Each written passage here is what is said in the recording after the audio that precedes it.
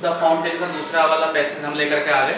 ठीक है, दूसरे वाला पैसेज में क्या है, इनटू द मूनलाइट, चंद्रमा के प्रकाश में, वाइटर देन स्नो, मतलब बर्फ से भी ज्यादा सफेद दिखाई देता है, बेयरिंग माने लहराते हुए, सो फ्लोवर लाइक, फूल की तरह, व्हेन द वाइंड्स ब्लो, जब हवा चलती है या हवा बहती है। अपने आप पोएम पर अपने आप पढ़ेंगे बेहतरीन करके दोबारा से जो अर्थ बताया है। फिर से वही वाली बात, तो तीनों क्वेश्चंस जो भी पूछता, पार्ट का नाम पूछ, टाइटल पूछे, सही है नहीं, पोएट का नाम है, पोएम का नाम पूछे, स्टेंजा कहाँ से लिया गया ये पूछे, या फिर भैया who has composed the poem from, कहाँ से ली गई ये पूछे। इसमें से कुछ भी पूछ ले, इसमें से तीनों में से कुछ भी पूछ ले, आपको बस एक ही बात याद रखनी है, तीनों क्वेश्चंस वही हैं जो आपको पहले वाली पोएम में बताए गए थे। सही है, the name of the poem, the fountain, the name of the poet बराबर जेम्स रूसल लोवेल, आपको वही तरीका अपनाना है। अगला, पॉइंट आउट द वर्ड्स, उन वर्डों को बताइएगा विच राइम्स टुगेदर, जो राइम्स कर रहे हैं। राइम्स का मैंने आपको तरीका बताया था, राइम्स का तरीका एक ही होता है, लास्ट वाले चारों शब्द पढ़ो जो दो एक जैसे आवाज दे रहे हो, जो दो एक जैसे आवाज दे रहे हो, मूनलाइट, फ्लावर लाइट, तो मूनलाइट, फ्लावर लाइट और ब्लो स्नो, आवाज आ रही है तो कोई दिक्कत नहीं है। देखो एक तो आ रहा है मूनलाइट, फ्लावर लाइट, तो आप लिख दीजिएगा, एक तो स्नो और ब्लो है, स्नो और ब्लो है, ठीक है, स्नो और ब्लो है, लेकिन एक और है इसमें, दूसरा भी है, पहले लिखिएगा फिर बीच में लिखिएगा rhymes with, rhymes with, rhymes with लिखिएगा मूनलाइट, फ्लावर लाइट, यहाँ पर लिख दीजिएगा मून लाइट और यहाँ पर लिख दीजिएगा फ्लावर लाइट, मूनलाइट और फ्लावर लाइट, मूनलाइट और moonlight rhymes with flower light. ये लाइन मैंने बराबर में लिख दी है, लेकिन आप नीचे लिखेंगे, आप कहाँ लिखेंगे, नीचे, क्योंकि इसमें चारों ही वर्ड राइमिंग वाले हैं जिनकी आवाज एक जैसी है। तो मूनलाइट, फ्लावर लाइट ये पहला आता, लेकिन मैं बाद में लिख रहा हूँ, कोई दिक्कत नहीं है, लेकिन आप पहले लिखें moonlight rhymes with flower light, और दूसरा कौन सा, snow blow, snow blow, rhymes with, rhymes with, clear है। इन क्वेश्चनों को देखो ध्यान से, ये दो क्वेश्चन तो आप कर ही लोगे जब आपको पहला वाला समझ में आ गया है तब। ये कह रहा है question number 3, what colour is the fountain, what माने क्या, कलर माने रंग, इज माने है, द फाउंटेन माने गुब्बारे का, इन द मूनलाइट माने चंद्रमा के प्रकाश में, चंद्रमा के प्रकाश में उसका कैसा कलर है, तो कैसा कलर है, व्हाइटर देन स्नो, यानी बर्फ से भी ज्यादा सफेद। तो ये देखो हमने लिखा व्हाइटर देन स्नो, बर्फ से भी ज्यादा, इज माने है, द फाउंटेन माने गुब्बारे का, ऑफ द कलर माने कलर, इन द मूनलाइट चंद्रमा के प्रकाश में, तो व्हाइटर देन स्नो लगा दिया, आंसर पहले लगा दिया, क्या है, यो है। तो जब भी पूछे ना व्हाट पार्ट माने क्या है, ले यो है, तो तुरंत आंसर दे दो, व्हाट में तुरंत आंसर देने की कोशिश करनी चाहिए। व्हाइटर देन स्नो, बर्फ से ज्यादा सफेद है, इज माने है, द फाउंटेन माने गुब्बारे,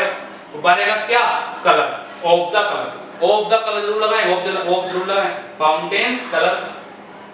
फाउंटेन्स कलर भी आ सकता है, लेकिन आपके हिसाब से गलत बना जाएगा, सही है, लेकिन सजीव चीज ऐसे लगाती है इसलिए, of the colour in the moonlight, clear है। आगे आ जाइएगा, अगला कहता what is the significance, what माने क्या, इज माने है, द सिग्निफिकेंस माने महत्वपूर्ण, ऑफ द वर्ड शब्द जो है, इनटू द फर्स्ट लाइन, ये जो इनटू द फर्स्ट लाइन, ये इनटू जो शब्द आ रहा है सबसे शुरू में, जो इनटू शब्द आ रहा है, ये क्या महत्वपूर्ण है, कैसे महत्वपूर्ण है इसमें, तो ये क्या महत्वपूर्ण है, कैसे महत्वपूर्ण है, ये कैसे अपनी बात बता दिया, क्या मतलब है इसका, मतलब पूछना चाह रहा, ठीक है, कि इनटू द मूनलाइट में इनटू का क्या अर्थ है, इनटू क्या दर्शाना चाह रहा, तो इनटू क्या दर्शाना चाह रहा है, चंद्रमा को दर्शाना चाह रहा है, चंद्रमा के प्रकाश को दर्शाना चाह रहा है ना, इनटू द मूनलाइट, ये तो कह रहा है क्वेश्चन ये कह रहा है कि इनटू जो शब्द है पहली लाइन में, इसका मतलब क्या है, क्या महत्ता है इसकी, तो इसकी महत्ता ये है, ये चंद्रमा का प्रकाश बता रहा, क्या बता रहा है, चंद्रमा का प्रकाश। तो हमने कैसे लिखा,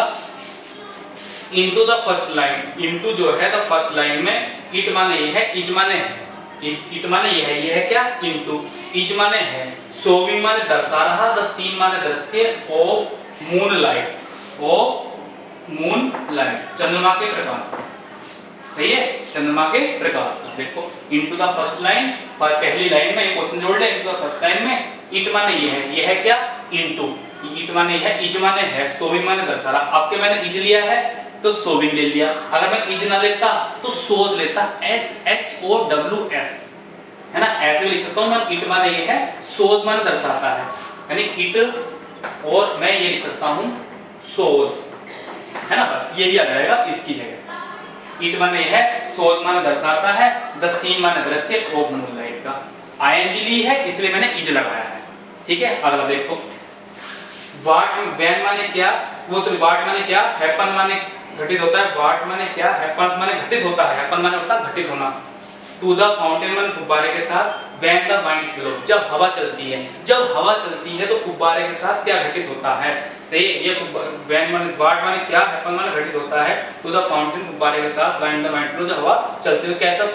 किसकी तरह हो जाता है, वो किसकी तरह हो रहा है, कैसा हो जाता है वो बताना चाह रहा है, किसकी तरह इसके हिसाब से। तो when the wind flow waving so flower like फूल की तरह हो जाता है, फूल हिलने लगता है ना ऐसा हो जाता है। तो व्हेन द वाइंड फ्लो जब हवा चलती है,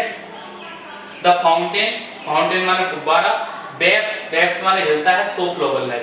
वेव्स सो फ्लोवर लाइक। आप क्या होगा, मैं तो पूरी लाइन लिखना चाहूंगी हूं, मैं पूरी लाइन लिखना चाहता हूं तो कोई वाली बात नहीं, आप पूरी लाइन लिख लो। द फाउंटेन आ जाएगा, वे इज लेना पड़ेगा आपको, क्या लेना पड़ेगा, is. The fountain is waving so flower like, सही है। तो आपको प्रेजेंट कंटीन्यूअस देना पड़ेगा, यानी वेविंग ले रहे हो तो इज लो, और नहीं तो वेव्स ले लो, जैसे मैंने आपको यहां बताया था। यानी आईएनजी फॉर्म ले रहे हो, सेम टू सेम ऐसे उतार रहे हो तो इज ले लो, सही। सब्जेक्ट वर्ब हेल्पिंग वर्ब और वर्ब मेन वर्ब, और नहीं ले रहे तो भैया वेव्स ले लो। अगर आप ले लेते हो ना, when the wind flow the fountain is waving so flower like, बिल्कुल सही है, क्लियर है। और नहीं तो ये तरीका आपका है, when the fountain waves so flower like, ऐसे ऐसे लगा दे वर्ब की फर्स्ट फॉर्म में, ठीक है। अगला क्वेश्चन कहता है आपका वेविंग सजेस्टेड। वेविंग का क्या अर्थ है, WAVING, वेविंग का क्या अर्थ है, सजेस्ट क्या मतलब है, यहाँ पे क्या दर्शा रहा है, what is the mean by word so, so क्या दर्शा रहा है। पहले मैं तो बता रहा हूं वेविंग का अर्थ, वेविंग का मतलब होता है लहराते हुए, यो क्या दर्शाना चाह रहा है, सो क्या दर्शाना चाह रहा है। ये उनके इंग्लिश टू इंग्लिश पूछ रहा, तो वेविंग का मतलब क्या होता है, वेविंग का मतलब होता है, तो ये वेविंग सजेस्ट में दर्शा रहा है, ऐसे लगा दे, कोई प्रेजेंट टेंस में दर्शा रहा है, वेविंग सजेस्ट दर्शा रहा है, सही है। अगर ऐसा लगाता तो इज लगा करके आईएनजी दिखानी पड़ती है ना, इज लगा करके आईएनजी दिखानी। वेविंग सजेस्ट दर्शा रहा है, waving likes waves, waving likes waves, ये वेव्स दर्शा रहा है, वही वाली बात है, वेविंग लाइक्स वेव्स। वेविंग का अर्थ जो है वेव्स जैसा, क्लियर है। अगला सो का क्या अर्थ है, सो का स्वीकारा मीन, सो का क्या अर्थ है, तो सो का क्या अर्थ है, एज,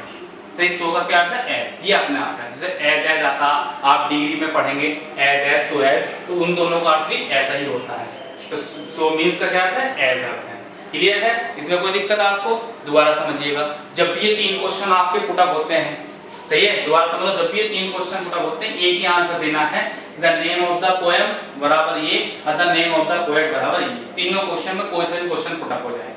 राइमिंग, दूसरा क्वेश्चन, राइमिंग का मतलब होता है जो मिलते जुलते शब्द हों, यानी 4 लाइनें दी होती हैं, 4 लाइनों में सबसे बाद वाले शब्द देखते हैं, चारों शब्द को, जिनकी आवाजें एक जैसी होती हैं, जो बिल्कुल एक जैसी आवाज निकाल रहे हैं, जैसे मूनलाइट फ्लोवर लाइट, एक जैसा ना लग रहा है पढ़ने में, मूनलाइट फ्लोवर लाइट, तो मूनलाइट फ्लोवर लाइट और स्नो ब्लो, स्नो ब्लो, एक जैसा पढ़ने में एक जैसी आवाज आ रही है, तो हमने ये लिख दिया राइम्स विद स्नो ब्लो, है ना। और moonlight rhymes with flower light, moonlight rhymes with flower light, मैंने तो बराबर में लिखा, लेकिन आप कहां लिखोगे, इसे नीचे लिखोगे, moonlight rhymes with flower light, ये पहले लिखते और ये बाद में लिखते। अगला कह रहा what colour is the fountain of the in the moonlight, मतलब चंद्रमा के प्रकाश में कैसा रंग है, चंद्रमा के प्रकाश में कैसा कलर है फुब्बारे का, तो कैसा है, वाइटर देन स्नो, बर्फ से भी ज्यादा सफेद, बर्फ से भी ज्यादा सफेद, क्या है, ये है, तो वाइटर देन स्नो, बर्फ से भी ज्यादा, इज माने है, द फाउंटेन माने फुब्बारे का, ऑफ द कलर माने रंग, इन द मूनलाइट, ऑफ जरूर लगाए, क्योंकि निर्जीव चीज किसी पर अधिकार जताती है ऑफ का प्रयोग करते हैं, है ना, of the colour in the moonlight. अगला क्वेश्चन है, क्या महत्वपूर्ण है, सिग्निफिकेंट माने होता है महत्ता है, महत्वपूर्ण है,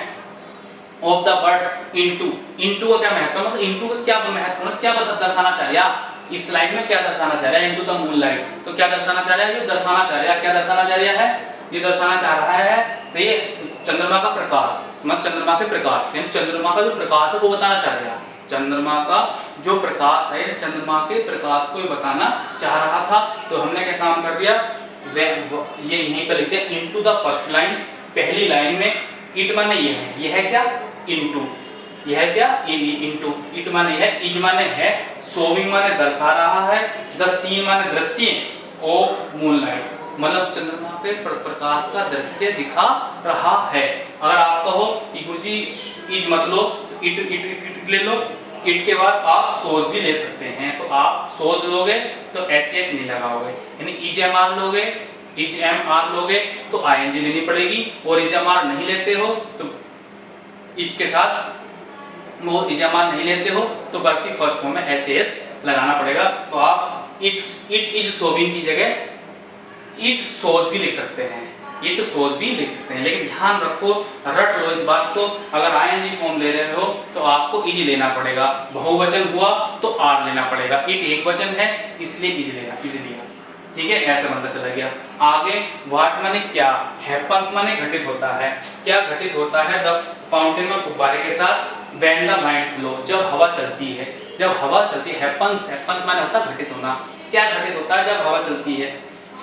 ना, तो क्या घटित होता है, तो व्हेन द वाइंड ब्लो, जब हवा चलती है, तो ये क्वेश्चन लिख लिया, व्हेन द वाइंड ब्लो, जब हवा चलती है, द फाउंटेन माने फुब्बारा, वेव्स माने हिलता है, सो फ्लोबल लाइक फूल जैसा हिलता है, जैसे फूल हिलता है ना इधर से इधर को, तो वही वाली बात। अब आप कहोगे हम तो ये वाली बात लिखना चाहते हैं, ये वाली बात तो सर आपने लिखी है, बेबिंग सो फ्लोबल लाइक, हम तो सेम ऐसे लिखना चाह रहे हैं, 1 2 3 4 है ना, 1 2 3 4 ये चारों शब्द हम ऐसे लिखना चाहते हैं, तो आप ऐसे ही लिख सकते हैं, लेकिन जैसे द फाउंटेन लिखा है और आप मैंने बैग्स लिखा है, यहाँ पे बेबिंग दे रखा है, अगर आप चारों लाइन सेम टू सेम चारों शब्द ऐसे लिखोगे तो इज लगाओगे, क्या लगाओगे, इज, आपको इज लगाना पड़ेगा। आगे बेबिंग का क्या अर्थ है, बेबिंग का अर्थ है बेबिंग लाइक्स बेब्स, बेबिंग लाइक्स बेब। आगे सो का क्या अर्थ है, तो ये सो का क्या अर्थ है, एस, ठीक है, इसको ध्यान से देख लीजिएगा, बिल्कुल ध्यान से देखिएगा, कोई भी दिक्कत आपके सामने नहीं आएगी, क्लियर है, बिल्कुल ध्यान से देखो, कोई हर वर्ड में क्लियरिटी है, आप देखिए। चलो